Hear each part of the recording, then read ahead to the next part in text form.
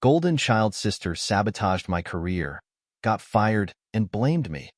Now my parents are furious, but wait until you hear how I got the last and, for as long as I can remember, my family life revolved around Emily.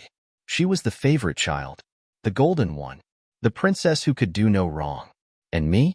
I was the reliable one, the one they could count on to follow the rules, pick up the pieces, and keep everything together. If you've ever heard the term golden child, then you already know where this is going. I grew up in a small house in Hartford, Connecticut, with my mom, Lisa, my dad, Frank, and my younger sister, Emily. My parents weren't bad people. They worked hard and provided for us. But they had this blind spot when it came to Emily. At 24, Emily is still the same as she was when we were kids. Charming, manipulative, and, somehow, always untouchable. Let me give you an example.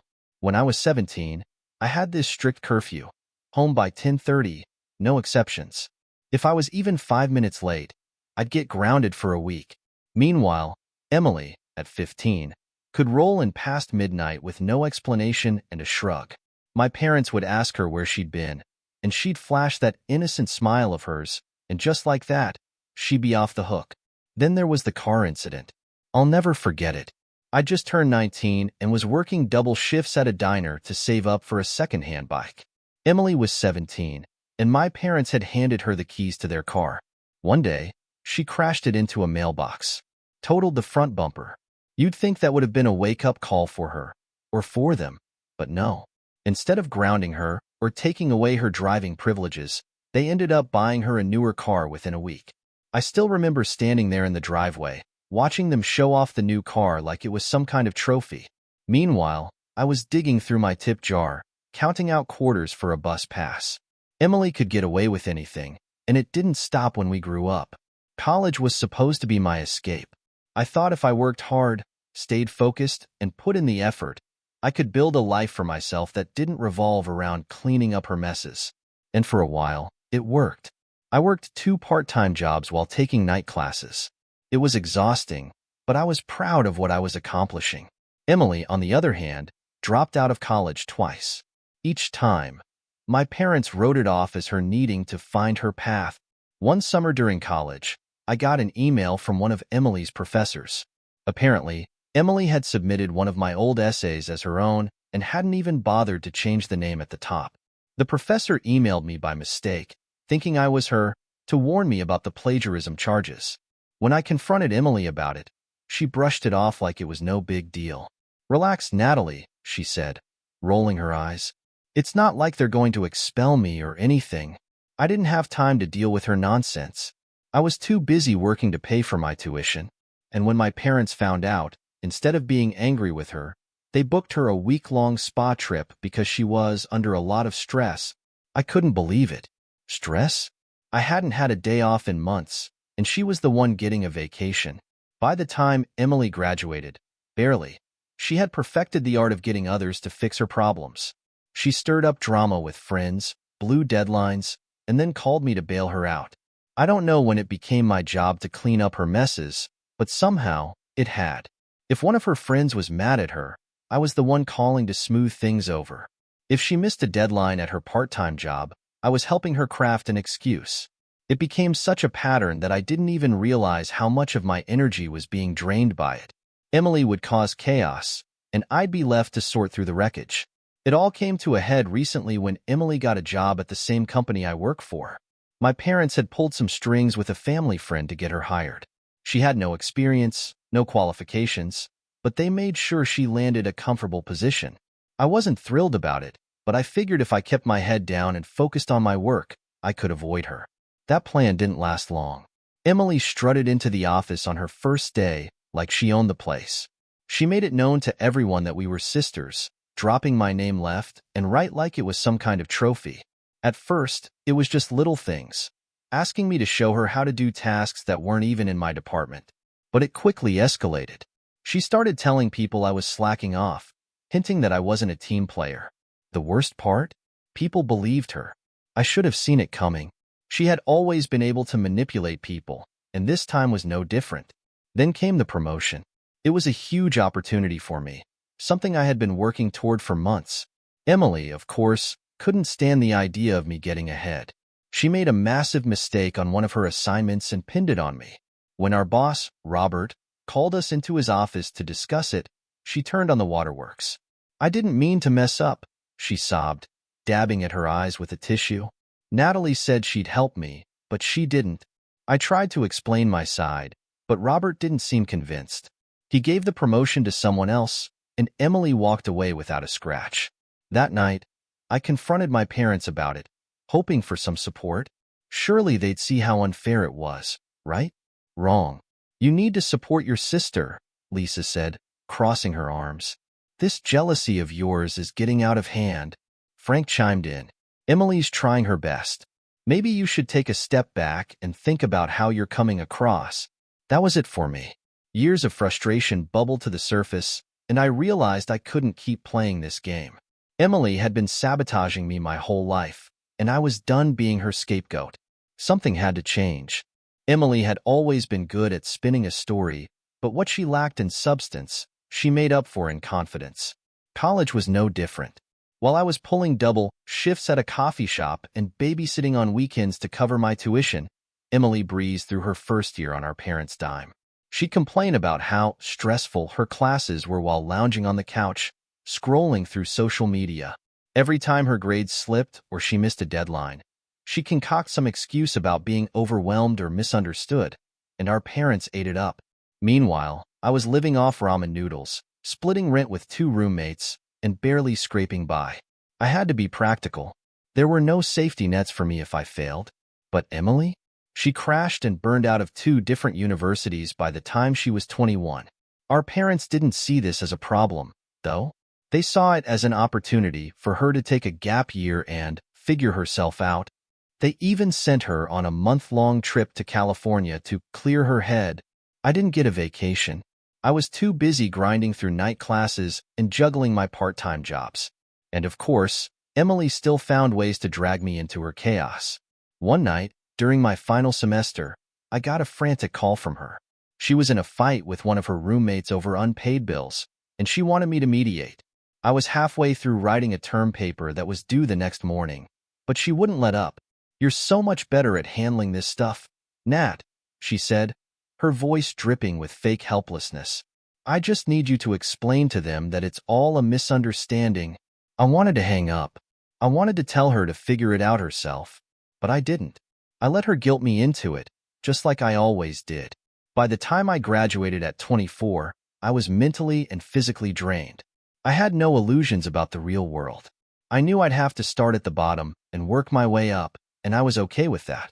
I landed an entry-level job at a marketing firm in Albany, New York. It wasn't glamorous, but it was mine. Emily, on the other hand, was still floundering. She'd pick up part-time gigs, complain about how unfair her bosses were, and quit within a month. Our parents kept enabling her, of course, footing the bill for everything from rent to her wardrobe. "You'll see, Natalie," Lisa told me one weekend when I was home for a visit. "Emily just needs the right opportunity to shine." It wasn't long before that opportunity came. At my expense. About a year into my job, Emily joined the same company. I found out when she called me one afternoon, her voice oozing with excitement. "Guess what, Nat? I got hired at your firm. Mom and Dad talked to Mr. Jenkins, that family friend in HR, and he pulled some strings for me."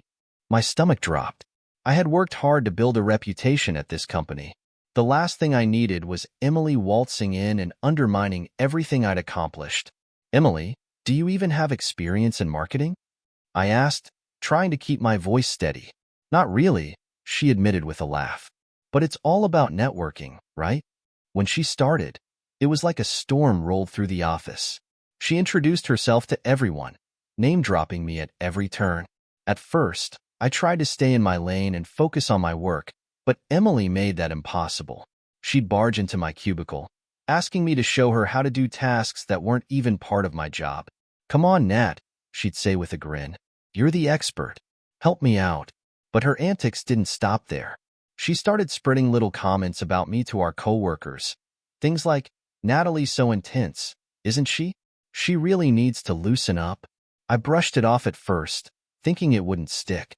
But then I overheard 2 coworkers repeating her words in the break room. laughing like it was a joke. And then came the big blow. The promotion. I had been working toward it for months, staying late, taking on extra assignments, and proving myself. It wasn't just about the pay. It was about finally moving up, showing that all my hard work had paid off. Emily knew how much it meant to me, but that didn't stop her from sabotaging me. She made a mistake on one of her assignments, something massive that could have cost the company a client. Instead of owning up to it, she blamed me. When our manager, Robert, called us into his office to discuss it, Emily played the victim card like a pro. I was so overwhelmed, she said, dabbing at her eyes with a tissue. Natalie promised she'd help me, but she didn't. I was just trying to keep up. I couldn't believe what I was hearing. That's not true, I said, my voice shaking with anger. I didn't even know about this project until now. But Robert didn't seem convinced. He looked at me like I was the one at fault. In the end, the promotion went to someone else. Emily walked away without so much as a slap on the wrist, and I was left fuming. That night, I called my parents, hoping for some kind of support. I thought maybe they'd finally see Emily for who she really was. Instead, I got the same tired excuses. You should be helping your sister, not tearing her down, Lisa said. She's just trying to find her footing. She's trying her best, Frank added. Maybe you should focus on being a team player instead of being so competitive. It was like hitting a brick wall. No matter what Emily did, they always found a way to justify it. That was the moment I realized I couldn't keep playing this game. For years, I'd let Emily walk all over me, let my parents guilt me into cleaning up her messes, let myself believe that if I just worked hard enough, things would get better. But they weren't getting better. I decided then and there that I was done. Done being the scapegoat. Done being the fixer. Done letting Emily's chaos control my life. I didn't know what my next move would be, but one thing was clear. I wasn't going to let her drag me down any further. Emily didn't just bring her chaos to work. She brought it in spades. From the moment she started, it felt like she was on a mission to make herself the center of attention. She was constantly chatting up coworkers, dropping our parents' names, and reminding everyone that we were sisters. At first, it was harmless, just Emily being Emily. But it didn't take long for things to escalate. I worked in a different department, which should have meant our paths didn't cross much. But Emily had other plans. Every other day, she'd pop into my cubicle with a smile plastered on her face. "Hey, Nat," she'd say, leaning on my desk like we were in high school. "Quick question. How do I do this whole client report thing? It's kind of confusing." "Emily, that's not my area," I'd reply, keeping my tone professional. "You should ask your supervisor." She'd roll her eyes like I was being difficult. "Come on, you're so good at this stuff. Just show me real quick." I'd grit my teeth and force myself to stay polite. I didn't want to make a scene, and I certainly didn't want anyone accusing me of not being a team player. So I'd explain the basics, but she'd always push for more, treating me like her personal tutor. It wasn't just me she leaned on. Emily had a knack for charming people, at least, at first. She'd crack jokes in the break room, compliment coworkers on their outfits, and make herself seem like everyone's friend. But her charm only went so far. Before long, she started making mistakes, missing deadlines, sending sloppy emails to clients, misplacing important files. And instead of taking responsibility, she did what she always did. She blamed other people. One time, she completely botched a presentation for a potential client, and when her manager called her out, she casually threw another coworker under the bus. "Oh, I thought Jenna was handling that part," Emily said with a fake look of concern. "I guess there must have been a mix-up." It was textbook Emily.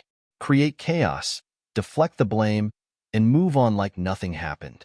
But the real turning point came during a team meeting about a new campaign. I had been working on the project for weeks, putting in late nights to make sure everything was perfect. Emily wasn't even part of my team, but she somehow managed to get herself invited to the meeting. When it was time for me to present my ideas, Emily jumped in before I could even finish. "Yeah, Natalie and I worked on this together," she said, flashing a grin at the room. I froze. I couldn't believe what I was hearing. "We did?" I asked, trying to keep my voice steady. "Well, you know," she said, waving her hand dismissively. "I gave you some input here and there." The room was silent, and I could feel everyone's eyes on me. I wanted to scream, to tell everyone she had done absolutely nothing, but I knew it wouldn't matter. Emily had a way of making people believe her version of events. That wasn't even the worst of it. A few weeks later, I found out I was being considered for a promotion. It was a big step up, a chance to lead my own team and finally be recognized for my hard work. I didn't tell anyone, not even Emily, because I didn't want to jinx it. But somehow, she found out. One morning, I walked into the office to find Emily chatting with our manager, Robert, in his office. She was leaning against his desk, laughing at something he said. I didn't think much of it until later that day when Robert called me into a meeting. Emily mentioned there was some confusion about a project you two worked on together, he said, his tone neutral but firm. My heart sank. I knew exactly what this was about. Robert, I haven't worked on any projects with Emily, I said carefully. He frowned. She said you were supposed to help her with a client report last week, but she ended up doing it on her own because you were too busy. I could feel my face getting hot. That's not true. I never even saw that report. Robert leaned back in his chair, his expression unreadable. Well, she made a few mistakes, and unfortunately, it's reflecting poorly on the team. I need everyone to be pulling their weight, Natalie. I wanted to scream. Emily had managed to pin her failure on me, and now it was jeopardizing my chances for the promotion. When I confronted her about it later, she acted like it was no big deal. Relax, Nat, she said, flipping her hair over her shoulder. It's not like they're going to fire you or anything. I couldn't believe her audacity. Emily, do you even understand what you've done? I snapped. This could ruin my reputation here. She just shrugged. You're being so dramatic. It's not my fault you didn't step up. That was the last straw. For years, I had let her walk all over me. I had cleaned up her messes, taken the blame for her mistakes, and let her take credit for my hard work. But this time, I wasn't going to let her win. I started documenting everything. Emails, timestamps, witness accounts, anything that could prove what she was doing. I even confided in a coworker, Laura, who had also been on the receiving end of Emily's schemes. She's been throwing me under the bus since day one, Laura said. If you're taking this to HR, I'll back you up. It wasn't an easy decision. Going up against Emily felt like going up against my entire family. I knew if I exposed her, my parents would take her side, just like they always did. But I was done being her scapegoat. For the first time in my life, I was standing up for myself, and I wasn't going to back down. Once I decided to stand up for myself, there was no turning back. Emily had spent her entire life manipulating her way out of consequences, but I knew her overconfidence would be her downfall. She thought she was untouchable, but I had been quietly building my case against her. The first thing I did was start keeping detailed records. Every time Emily tried to pass off her mistakes as mine, I saved the emails. When she blamed a coworker for a missed deadline, I noted the time, the date, and who witnessed it. I even started saving screenshots of her falsified reports. She wasn't exactly subtle about her edits, and the timestamps didn't lie. I didn't have to look far for evidence. Emily was sloppy, leaving a trail of her deceit everywhere she went. She bragged in the break room about her ability to stay ahead at the company, saying things like, "It's not about what you know. It's about who you know." I couldn't believe how openly she flaunted her manipulation, as if no one would ever call her out on it. Laura was my biggest ally in all of this. She'd been skeptical of Emily from the beginning, and when I told her about my plan to go to HR, she immediately offered to help. Honestly, it's about time someone stood up to her, Laura said one afternoon as we sorted through emails. She's been dragging this whole department down since she started. It felt good to have someone in my corner. For so long, I had felt alone in dealing with Emily's schemes. Knowing that others saw through her facade gave me the confidence to keep pushing forward. When the moment finally came, I submitted my report to HR. It was a thick file, full of emails, screenshots, and detailed notes about Emily's behavior. I included witness statements from Laura and a few other coworkers who had seen her in action. I even suggested they conduct an audit of her work, knowing it would reveal even more of her misconduct. I wasn't sure what would happen next, but I knew one thing for certain. I wasn't going to let her get away with this anymore. HR moved quickly. Within a day, I received an email confirming they had opened an investigation. They assured me my identity would remain confidential, which was a relief. The last thing I needed was for Emily to find out I was the one who had reported her. At least, not yet.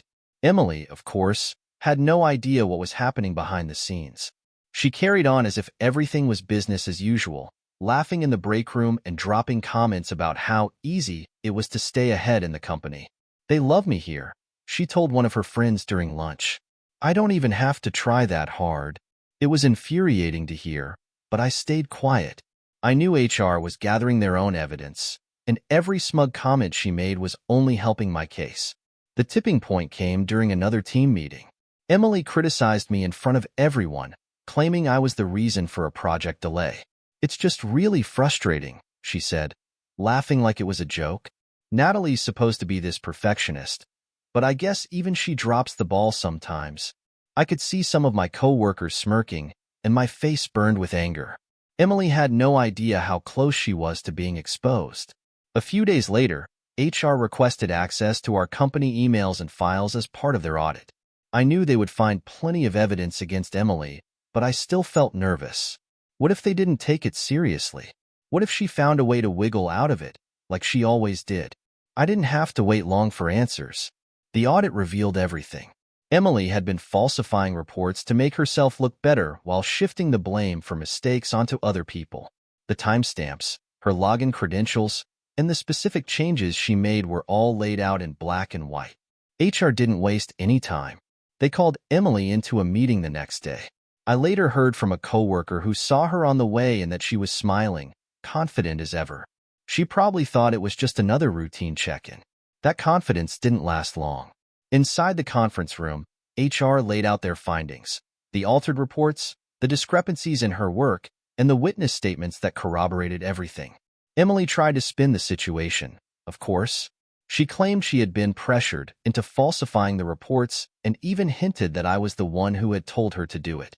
She turned on the tears, sobbing about how she was overwhelmed and didn't know what else to do.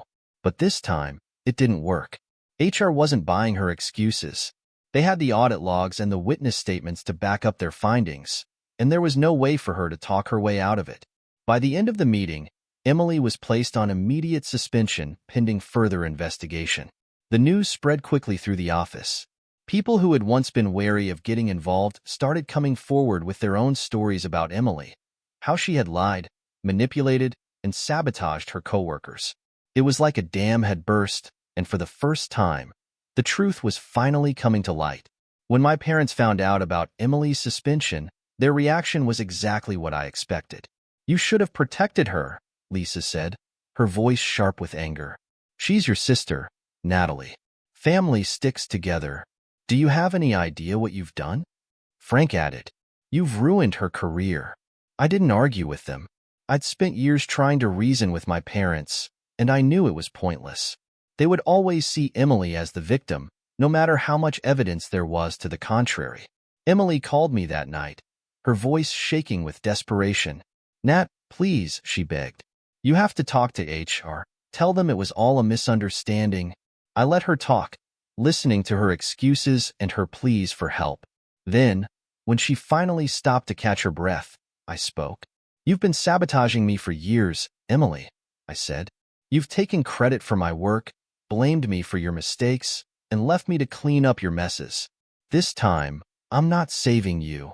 Before she could respond, I hung up the phone. For the first time in my life, I felt like I was finally standing up for myself.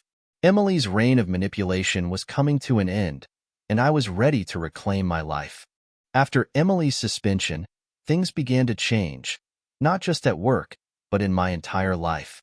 HR concluded their investigation within a week, and the result was exactly what I expected. Emily was terminated for misconduct. The official email was short and professional, simply stating that her employment had been terminated due to policy violations. But the office grapevine was buzzing with the details. Everyone knew about the falsified reports, the audit findings, and the way Emily had tried to throw me under the bus. At first, I worried about how I'd be perceived. Would people assume I had been part of the problem? But to my surprise, the opposite happened. Coworkers who had once kept their distance started approaching me. "I'm sorry I believed her lies," Laura told me one afternoon. It's obvious now what she was doing to you. Others shared similar sentiments. It was as if a cloud had lifted in the office. For the first time since Emily started, I could focus on my work without constantly looking over my shoulder. Of course, my parents were furious. They called me non-stop, demanding to know why I hadn't done more to protect Emily. You're supposed to look out for each other, Lisa said during one particularly heated call. She's your sister. She's not a child, I shot back. She knew exactly what she was doing, and she has to face the consequences. I'm not cleaning up her mess anymore. They didn't take it well. Lisa accused me of being heartless, and Frank insisted I was just jealous of Emily's success. For years, their words would have cut me to the core. But this time, I let them roll off my back. Emily wasn't much better. She started spinning a new narrative, one where she was the victim of my supposed scheming. She told anyone who would listen that I had sabotaged her career out of jealousy. She even reached out to some of our mutual friends, hoping to rally them to her side. At first, a few people believed her. I had to explain the situation more times than I cared to, laying out the facts and sharing the evidence I'd collected. But once people heard the truth, they saw through her lies. Emily's attempts to paint herself as a victim only made her look more desperate. Her reputation was in shambles, not just at our old company, but in the professional world as a whole. Every job lead she had fell through. Word travels fast in corporate circles, and no one wanted to take a chance on someone with her track record. The fallout extended to her personal life. Former friends stopped returning her calls. People who had once tolerated her behavior finally had enough. Even our extended family began to see her for who she really was. Meanwhile, I started to rebuild. Without the constant stress of Emily's manipulation, I finally had room to focus on my own goals. I poured my energy into my work, earning the promotion I had been passed over for months earlier. I also started reconnecting with old friends, people I had drifted away from because I was always too busy dealing with family drama. It felt liberating to finally prioritize my own happiness. Then came the biggest milestone of all. I bought my first home. It was a modest townhouse on the edge of the city, nothing flashy, but it was mine. Standing in the empty living room on move-in day, I felt a wave of pride and relief. For the first time, I was truly independent. Of course, Emily didn't give up easily. She tried to manipulate her way back into my life, showing up at my apartment one evening unannounced. She looked disheveled, her eyes red from crying. "I need your help," she said, her voice trembling. "I'm about to be evicted, and I don't have anywhere else to go." I wanted to feel sympathy for her, but all I could think about were the years I had spent cleaning up her messes.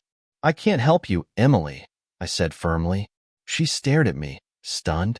"You're really going to turn your back on your own sister?" "You turned your back on me a long time ago," I replied. "This is your mess to clean up, not mine." She didn't take it well.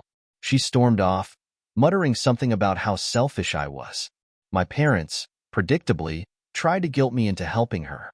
They called the next day, accusing me of abandoning family in their time of need. "You'll regret this one day," Lisa said. "No," I replied calmly. "What I regret is letting her take advantage of me for so many years." True to their word, my parents stopped calling after that. It hurt, but it was also a relief. For the first time in my life, I felt free from their impossible expectations. The months that followed were some of the most peaceful I'd ever experienced. I threw myself into work, earning respect and recognition from my colleagues. I started traveling, exploring places I'd always dreamed of visiting but never had the freedom to before. And for the first time, I allowed myself to focus on my own happiness.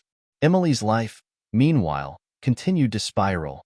She managed to land a few short-term gigs through family connections, but her old habits always caught up with her. One job ended after she was caught falsifying data again. Another employer let her go after she clashed with her coworkers. Eventually, she moved back in with our parents. Their finances, already strained, began to crumble under the weight of supporting her lifestyle. They had to sell their house and downsize to a smaller place, but even that didn't seem to wake Emily up. By the time my parents reached out to me again, it was clear they were starting to see the damage they had done by enabling her. "We've made mistakes," Frank admitted during a phone call. We just want to fix things with you. I agreed to meet with them, but I made my boundaries clear. Emily was not part of the equation. That meeting was tense, but it was also productive. For the first time, they seemed to genuinely understand how much harm their favoritism had caused. It wasn't a perfect resolution, but it was a step in the right direction. As for Emily, I kept my distance. She reached out a few more times, always with a plea for help, but I held firm. I wasn't going to let her drag me back into her mess. Looking back, I realized that breaking free wasn't just about cutting ties with Emily. It was about reclaiming my life, my time, and my self-worth. For so long, I had let her chaos overshadow everything else, but now, I was finally standing on my own. I had learned to set boundaries, to say no, and to prioritize my own happiness. And for the first time in years, I felt at peace.